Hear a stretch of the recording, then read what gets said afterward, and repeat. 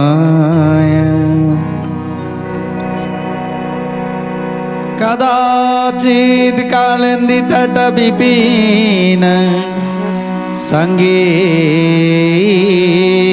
करवो मुदाभीरि नारी बदन कमला स्वाद मधुप रमा शंभु ब्रह्मा गणेशार्चित पदो जगन्नाथ स्वामी नयन पथगामी भव तुमी। आज ब्रह्मांकपुर रे आसी पहुँची जाइछंती नारद महामुनि आउ राजा इंद्रदुम्न। ब्रह्मांकपुर रे वेदध्वनि होउछि, वेदपाठ होउछि, ब्रह्मर्षि माने वेदपाठ करूछंती, केते पुराण चर्चा होउछि। ए वेदध्वनि जहांकर कानरे बाजे तार पुनर्जन्म नाही। ए जन्म मृत्यु चक्र रे तार भय न थाए। नारद कहउछंती ये होउछि सेही पुर, एठी मिथ्यार प्रश्न नाही। एठी ए पुर को सत्यलोक बोली कहती, ब्रह्मलोक ही सत्यलोक। आ उपरे आउ लोक नाही। आ उपरे अल्प उपरे मात्र अर्ध खोल अछि। आ से अर्ध खोलर अंधकार भुवन, आ से अंधकार भुवन को अतिक्रम करी गले पड़ीजीव क्षीर समुद्र। क्षीर समुद्र रे जोटी प्रभुंकर निवास वैकुंठपुर, तेणु से वैकुंठपुर अवस्थित। तेणु आउ कौन कहउछंती, सेही धामे सचित आनंदमय हरि सबुरी करता सेठी जान दंडधारी। जान दंडधारी, जान दंडधारी, जान दंडधारी, जान दंडधारी। एही रूपे मुनीन्द्र तुमने कही ब्रह्म सभा द्वार पासे प्रवेशिले जाई। प्रवेशिले जाई, प्रवेशिले जाई, प्रवेशिले जाई, प्रवेशिले जाई। सुवर्ण निर्मित पुरी माणिके खचित केते मणि हीरा नीला तई सुशोभित। द्वार पासे मणि रे निर्मित एक घर, इंद्र आदि देवगण छंती ता भीतर।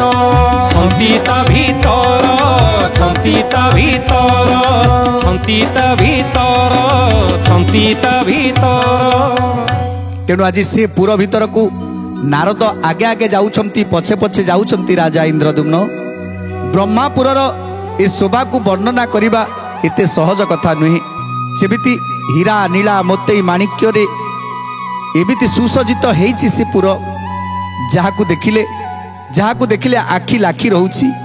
एमिति भाबरे आज ब्रह्मपुर रे प्रवेश करूछंती। से ब्रह्मपुर रे इंद्रादि देवता माने मध्य बसिछंती ब्रह्मांक पाखरे। ब्रह्मांक पाखरु जेकोसी विचार शुणिबाकू हेले प्रथमे ब्रह्मांकपुर को आसंती।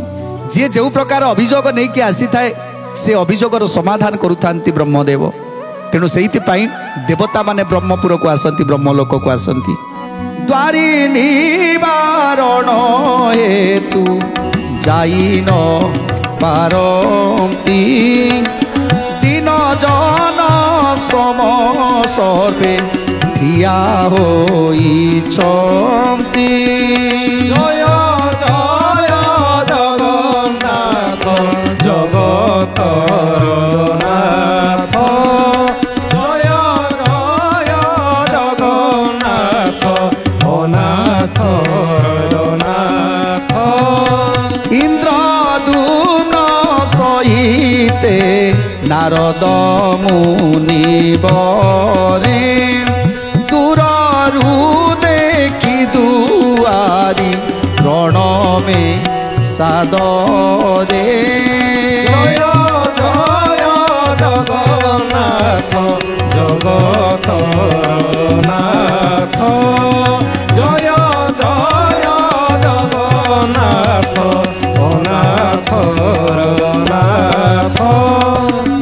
तेणु आज नारद महर्षि जेतले राजा इंद्रद्युम्न को साथी नहीं जाउछंती द्वार पाखरे देखिले जे समस्ते देवता माने छिड़ा होती समस्ते निज निजर अभियोग आनी छिड़ा होती ब्रह्मदेव केतेबेले निर्देश देवे से भीतर को जिबे आउ तांकर अभियोग को ब्रह्मा निकट में पकेबे आउ अभियोग को शुणाणी करिवे ब्रह्मदेव अभियोगर समाधान करिवे विचार करिवे तेणु से द्वार निकट में समस्त देवता माने छिड़ा होती द्वारी क्या भी छाड़ू नाहांती जे ब्रह्मदेव भितर अछंती जोगरे अछंती तेणु से समस्त अपेक्षा करी रहिछंती केतेबेले ब्रह्मा निर्देश हब समस्ते जीवे यही समय जाई पहुँची गले राजा इंद्रद्युम्न एवं नारद महर्षि को देखी द्वारपाल आज प्रणाम जनाउछंती तेणु कहउछंती हे नारद महर्षि आज अहोभाग्य आज बहुत दिन पर आपणकर दर्शन मिलिला तेणु मु धन्य हेली तेणु द्वारपाल जेते प्रणाम जनाउछंती नारद मध्य आज आशीर्वाद मुद्रा ताको आशीर्वाद करुछंती आउ नारद महामुनि कौन कहउछंती द्वारी बोले मुनि बर कि भाग्य मोर बहुत दिने देखिली चरण तुमर बहुत दिने देखिली चरण तुमर बहुत दिने देखिली चरण तुमर। तेणु आज जेतले द्वारपाल प्रणाम जनाऊँ नारद को आ नारद को कहते हे नारद महर्षि आपण बिना ब्रह्मांकर कार्य सब अधूरा रही थाए तेणु विधाता बसी आपण आपण भीतर को प्रवेश करंतु आपणकर पिता बसी आपण अपेक्षा आपण भीतर को प्रवेश करंतु यही समय नारद महामुनि कहते हे द्वारपाल मु एकुटी आसीनी मो सहित जड़े आसी से होती मर्त्यर मानव मर्त्यर राजा इंद्रद्युम्न आसी तेणु मु एकुटिया जीविनी मु इंद्रद्युम्न को साथी नहीं कि जीवी तेणु एक कथा शुणी आज द्वारपाल कौन कहते नारद बोलती द्वारी शुण सावधाने देख मोर संगे ई राजा इंद्रद्युम्ने देख मोर संगे ई राजा इंद्रद्युम्ने देख मोर संगे ई राजा इंद्रद्युम्ने सकल देशर पति महापुण्यवान ब्रह्मा को दर्शने आसी राजन ब्रह्मा को दर्शने आसी राजन ब्रह्मा को दर्शने आसी राजन जदि तुमे कहिब ए दर्शन को जीवे या शुणी द्वारी कहे कर जोड़ी देवे जय जय जगन्नाथ जगतर नाथ जय जय जगन्नाथ नाथर नाथ। तेणु आज नारद महामुनि कहते हे द्वारी मु एकुटी आसीनी मो सहित आसी मर्त्यर एमिति जड़े राजा जे कि प्रभुंकर परम भक्त तेणु द्वारी कहते हे नारद महर्षि मु जाने इंद्रद्युम्न प्रभुंकर परम भक्त हेले जदि ब्रह्मा को न जन मु तुमको आदेश देदेवी चली जावाकू से ब्रह्मदेव मो पर क्रोधित हेबे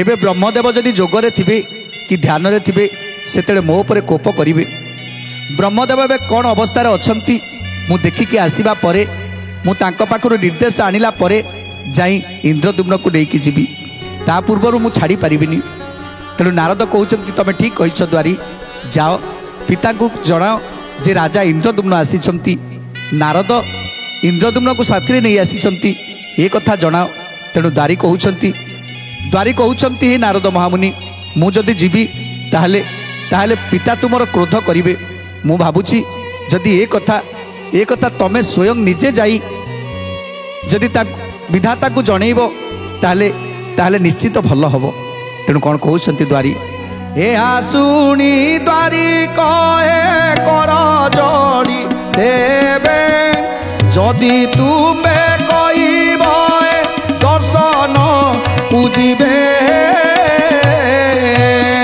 জয় জয় জগন্নাথ জগতর নাথ হে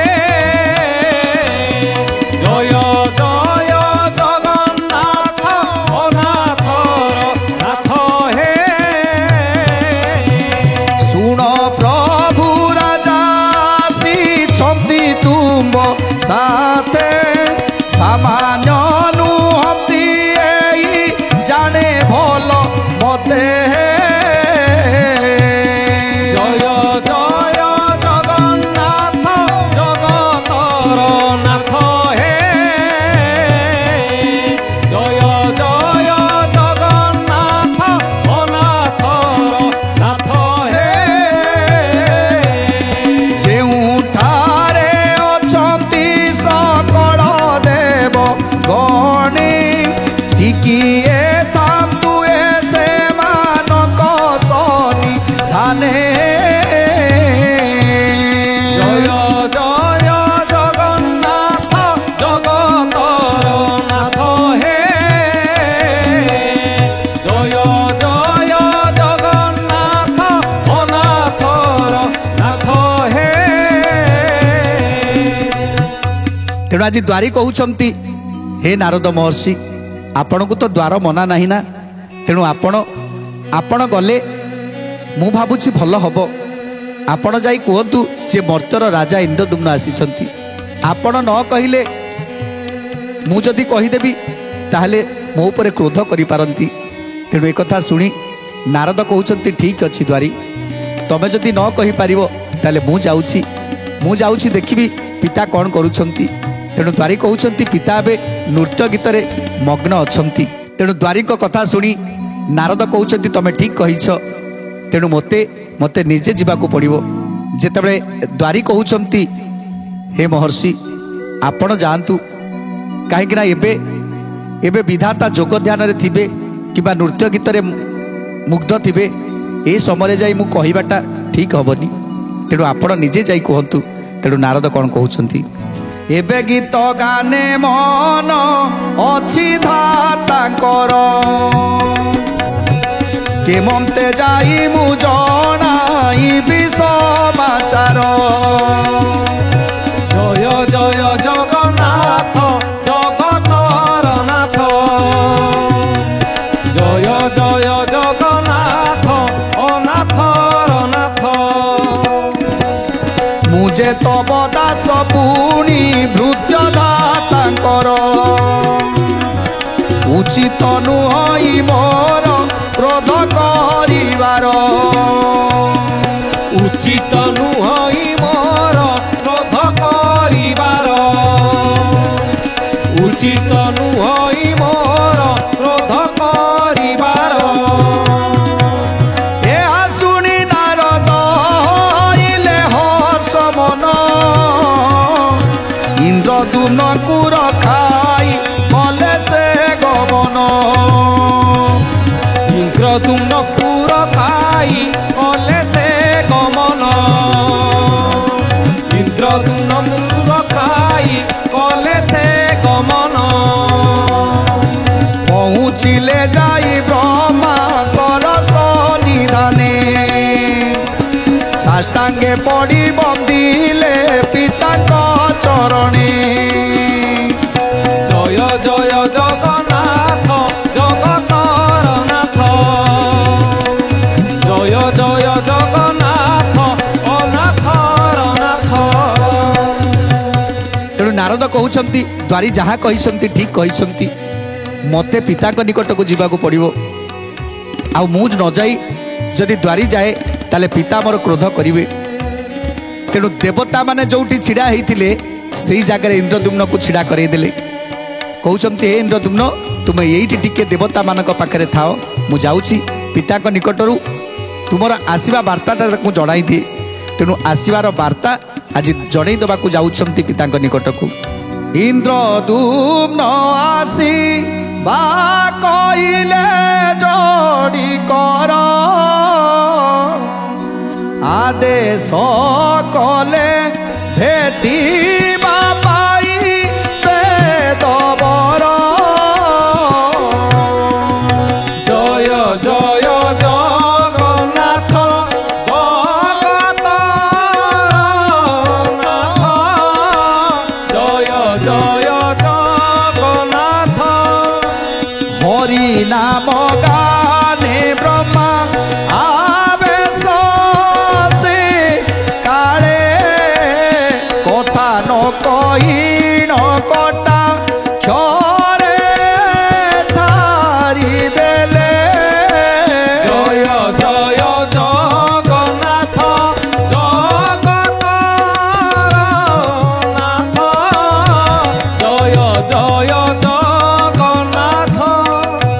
आज जितेबले नारद पहुँची जाइछंती ब्रह्मा निकटरे सेतेबले नृत्य गीतर आसर चली ब्रह्मदेव से नृत्य गीत आसर को उपभोग करुछंती। तेणु यही समय जितेबले नारद को देखीदेले सेतेबले ब्रह्मदेवकर चक्षुटा जाई नारद ऊपर पड़गला। आ नारद को देखी जानी पारिले जे ब्रह्मा वेदपति जे निश्चित भाव में नारद इंद्रदुम्न को साथी नहीं आसी प्रभुंकर बड़ देउलटी तैयारी सरी मर्त्य आउ से देउल को प्रतिष्ठा करने इंद्रदुम्न को लेकिन आसी नारद ये सब ब्रह्मांकर भियान थिला। प्रभुंकर लीला रे आज ब्रह्मा सामिल अछंती। तेणु हठात नारद को देखा क्षणी सबू जानीगले। तेणु इंगित नृत्य गीत आसर चली इंगित कहीदेले नारद को इंगित कहीदेले वेदपति ब्रह्मा ए नारद तमे इंद्रदुम्न को साथी नहीं आस। तेणु एक कथा इंगित आज बुझीपारे नारद संगे संगे पिता पाखर प्रस्थान करी इंद्रदुम्न निकट को चलीगले। आउे इंगिते आदेश पाई नारद सत्वर